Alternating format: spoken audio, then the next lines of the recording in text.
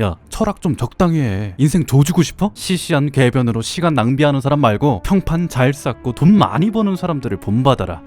이 말은 작품 고르기아스에서 칼리클레스가 소크라테스에게 한 말입니다. 그리고 여러분이 격하게 공감하는 말이기도 하죠. 아니, 인문학이 우리 인생에 진짜 도움이 된다면 그걸 배우는 사람이 취직도 잘하고 돈도 많이 벌어야 아다리가 맞는 거 아닙니까? 오죽하면 코난 오브라이언이 졸업식 축사 중에 자식이 인문학을 전공했다면 걱정이 많을 겁니다. 취업하려면 올해 그리스로 가야 할 테니까 라고 말했을까요? 혹자는 인문학이 중요한 이유를 두고 복융합인죄, 삶을 풍요롭게, 정신적 주체성, 책임감과 리더십 어쩌고를 얘기하는데 오히려 인문학은 현실과 동떨어진 신비로운 학문이 맞단다 라고 들립니다. 그 중에서도 특히나 제 채널에서 자주 소개해드리는 인문학 3대장 문학, 역사, 철학, 문사철은 의심의 선두에서 항상 빠지지 않죠. 철학은 어떻습니까? 풀어보면 엄청 뻔하고 쉬운 말을 일부러 어렵게 해서 말장난을 합니다. 역사는 어떻습니까? 미개한 기술로 전쟁하는 얘기가 대체 나랑 무슨 상관이죠? 문학은 두말할 것도 없죠. 심지어 꽤 읽는다는 문학 고수들마저 그냥 재미로 읽는 거지 뭘 둥대고 말고를 얘기해. 라고 말합디다. 그리고 이 말은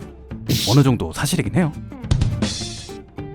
인문학은요, 아주 쉽게 말하면 인간을 배우는 학문입니다. 사실 넓은 의미에선 세상 모든 학문이 다 인문학이죠. 자연과학, 사회과학도 인간에 의한, 인간을 위한, 인간에 관한 학문이니까요. 저는 이런 구분 자체가 너무나 인위적이어서 큰 의미가 없다고 생각하지만요, 오늘은 괜히 한 소리 듣고 싶지 않기 때문에 정말 억지로 우리가 흔히 생각하는 인문학, 문사철로 한정지어 얘기를 해보고자 합니다. 자, 여러분, 인문학은 머나먼 과거부터 귀족들의 전유물 였습니다. 메디치 가문 같은 슈퍼리치 귀족들은 세계 최고의 강사들을 초청해서 자식에게 인문학 공부를 시켰더랬죠. 이게 무슨 말입니까? 인문학은 부자들 심심풀이라는 거지. 크크. 하층민이랑 금 나누는 교양 취미라는 거지. 크크. 그것도 어느 정도는 사실입니다. 아주 재밌는 심심풀이죠. 교양 있는 취미도 맞고요. 그런데 말이죠, 귀족들 사이에서 불었던 인문학 열풍은 사실 뜬구름 잡는 개노잼 학문에 맞서서 나온 거랍니다. 그러니까 대학에서 하도 뜬구름 잡는 얘기만 하다 보니 부자들이 직접 나서서 안 되겠다. 내 자식들한텐 실용성 있는 걸 가르쳐야지. 하며 선택한 학문이란 거죠. 그러니까 인문학은 사실 교양이 아니라 생존을 위해서 가르친 거란 말입니다. 아니 그걸로 어떻게 생존? 그래요. 오늘은 요 얘기를 해볼까 합니다. 여러분, 인문학은 진짜로 실용적일까요? 인문학을 읽어야 한다면 그 이유가 대체 뭘까요? 뜬구름 잡는 얘기는 집어치우고 누구나 납득할 만한 얘기를 해드릴 테니 저만 믿고 따라와 주시죠. 카카카 컴온! 사마천은 자신의 전술책 4기에서 역사는 오답노트야 라는 뉘앙스의 말을 했었더랍죠. 투키디데스의 역사는 영원히 되풀이된다 는 말 역시 이와 비슷한 느낌 씁니다. 와, 벌써 답이 나왔죠. 과거를 공부해야 미래가 보인다면 인문학을 해야 하는 이유도 명확해집니다. 인문학은 수천 년의 진리가 담긴 오답노트니까, 과거는 미래를 비추는 거울이니까 미래를 예측하려면 인문학을 하란 말입니다. 그런데 말이죠, 이 말이 정말 사실일까요? 경제학자 장하준 씨는 이런 말을 했습니다. 200년 전에 노예 해방을 외치면 미친 사람 취급을 받았고 100년 전에 여자에게 투표권을 달라고 하면 감옥에 집어넣었습니다. 마찬가지로 19세기 일본은 양놈들을 맞이하면서 선진국으로 빠르게 성장할 수 있었습니다. 그러나 아즈텍 제국은 양놈들을 맞이하면서 몰락하게 됐죠. 그렇습니다. 여러분, 미래학자 엘빈 토플러와 사학자 E.H. 카가 말하듯 역사는 반복되는 것처럼 보일 뿐이지 실제와는 전혀 다릅니다. 역사책 몇 권 읽었다고 미래를 예측할 수는 없어요. 왜냐고요? 상황이 다르고 시대가 다르고 사람이 다르니까요. 인간은 이럴 때는 이러고 저럴 때는 저러는 존재니까요. 역사만 그렇습니까? 철학이나 문학은 더 가관이죠. 인류 최고의 철학자라 추앙받는 놈들은 정령이 어떻니, 천국이 어떻니, 이데아가 어떻니 하는 망상에 빠진 헛소리를 하고, 인류 최고라는 고전문학의 주인공들은 혼전순결을 안 지켰다는 이유로 죄책감에 시달리죠. 인문학은 전혀 현실적이지 못해요. 옛날 얘기만 하거나 있지도 않은 망상을 퍼뜨리죠. 아니 그럼 뭐가 현실적인데? 뭐긴 뭐야, 과학이죠. 수천 년간 떵떵거리던 인문학을 삽시간에 깨부시킨 장본인 과학입니다. 과학은 누구랑 달리 상황을 통제한 연구를 수십 번 반복하고 나서야 겨우겨우 입을 뗍니다. 그리고 그 이야기는 우리 현실과 깊게 맞닿아 있죠. 자율주행 자동차가 어떤 원리로 작동하는지, 새로 나올 신약이 어떤 병을 낫게 하는지 하는 얘기는 과거가 아닌 현실과 맞닿아 있고, 태양계에 별이 몇 개나 있는지, 깊은 바다에 어떤 미지의 생명이 있는지 하는 얘기는 망상이 아닌 팩트에 맞닿아 있죠. 인문학과 달리 과학은 정답만을 말합니다. 최소한 그렇게 느껴져요.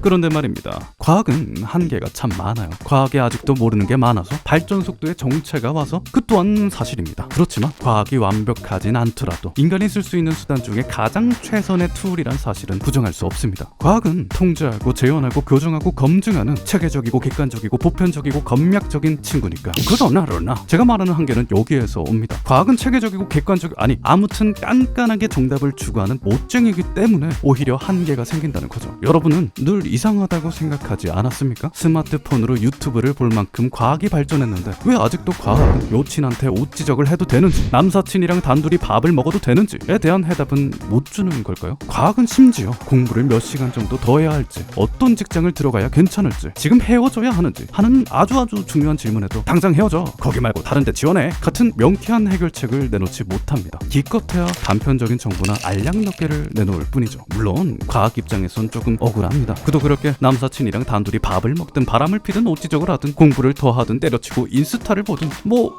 죽는 건 아니잖아요. 과학이 나름대로 답변을 해주고 싶어도 애당초 개개인마다 처한 상황이 아주 미묘하게 다르기 때문에 각자에겐 전혀 다른 해결책이 필요할 겁니다. 부모는 누구고, 돈은 얼마나 있고, 나이는 몇이고, 연인이 있는지, 커뮤니티를 하는지, 어떤 타입인지 하는 수없이 많은 상황과 기준에 맞춰 누군가는 옷 지적을 해야 할 테고 누군가는 공부를 그만두고 쉬어야 할 거예요. 실제 우리의 삶은 이렇게 너무나도 복잡하게 얽혀있기 때문에 과학이 아무리 발전하더라도 과학이 과학인 한 당신은 인생의 아주 많은 영역을 네 스스로 답을 찾아서 네 알아서 해야 한다는 거죠.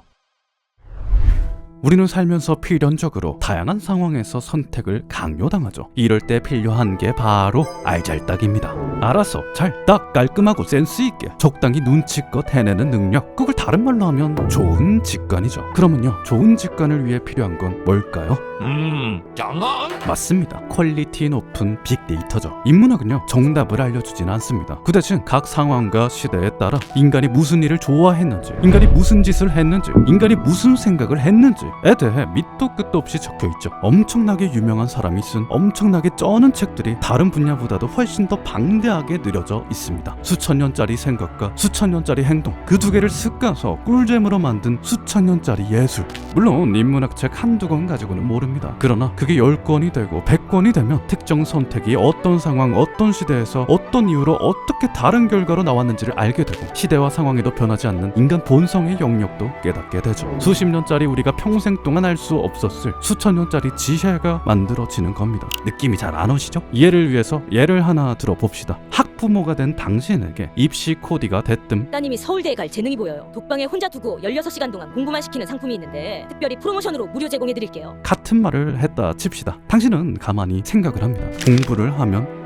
성적이 잘 나온다. 너무나 당연한 대명제죠. 그렇게 고민하던 찰나 옆에 있던 철수 엄마가 대뜸 껴듭니다. 이런 기회를 고민하다니 바보 아니에요? 안 하실 거면 제가 할게요. 이때 당신은 어떻게 하실 건가요? 좋은 직관이 없는 사람은 아마 이렇게 생각할 겁니다. 공부를 많이 하면 당연히 성적도 잘 나오겠지. 거기다가 무료라니?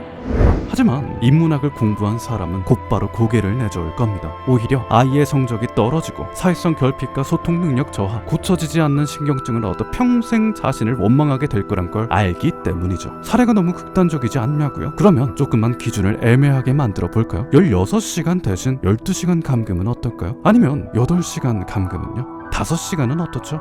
4시간은요? 대답은 분명 천차만별 갈릴 겁니다.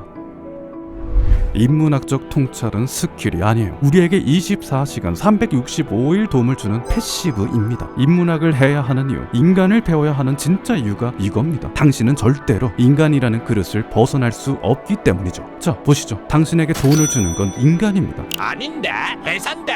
회사를 만든 것도, 일을 같이 하는 것도 인간입니다. 뿐만 아닙니다. 당신에게 행복을 주는 것도 인간입니다. 아닌데 꼴인데. 롤을 만든 것도, 롤을 함께 하는 것도 인간입니다. 아니, 애당초 당신이 인간입니다. 당신은 인간으로서 삶을 겪고 인간들과 삶을 헤쳐나가요. 당신이 우주를 볼 때도 인간으로서 보고, 당신이 질문을 던질 때도 인간으로서 던지죠. 우리는 24시간 365일 평생 인간으로서 살고 인간들과 삽니다. 그런데 여기서 인문학적 소양 레벨이 낮다면, 인간에 대한 이해가 고작 수십 년 단위에 머무른다면, 일상에서든 연애에서든 직장에서든 사업에서든 24시간 365일 평생 인간을 오해하고 섣부른 판단을 일삼겠죠. 무슬림 극혐. 자꾸 들어. 비는 갈라야 여자는 이래서 남자들은 폭력적이야. 하지만 인문학을 공부한 사람은 인간에 관한 지식이 수백 년에서 수천 년 단위까지 쌓였기에 편견에 빠지지 않는 최선의 선택을 할 수 있습니다. 야 그거 안 돼. 정신 좀 차려. 혹여나 주변 친구들이 헛소리를 하더라도 끄떡 없습니다. 당신에겐 수천 년간 다져온 현명한 기준이 있으니까요. 당신 옆에는 수천 년을 살아온 현자들이 있으니까요. 물론 인문학만 배운다고 무조건 부자가 되고 무조건 인생을 잘 살게 된다는 얘기는 아닙니다. 인문학은 그 자체로 음식이 된다기보다는 고급 재료에 가깝거든요. 오히려 200년짜리 산삼을 흙도 안 털고 그냥 먹거나 민물고기를 생으로 씹어 먹는다면 고마 확 죽어버릴 수도 있습니다. 그러나 잘만 다룬다면 이만한 재료가 없습니다. 인문학이라는 깊고 방대한 재료는 삶의 근간이 되는 인간을 토대로 생겨났기 때문에 어디에다 갖다 붙여도 퀄리티를 올려주는 최고급 만능 재료가 되죠. 내 말에 어떻게 설득력을 더하지? 내 작품 퀄리티를 어떻게 높이지? 우리에게 어떤 아이디어가 필요하지? 어떻게 해야 더 호감을 사지?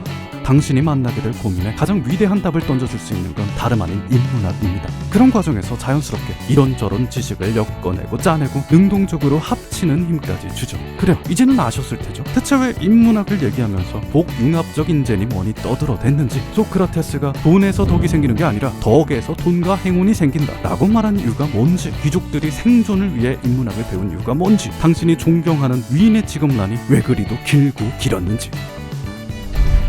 사실 인문학을 해야 하는 가장 매력적인 이유는 이겁니다. 인문학 책을 읽는다고 하면 대부분의 사람들은 섹시하다고 여기기 때문이죠.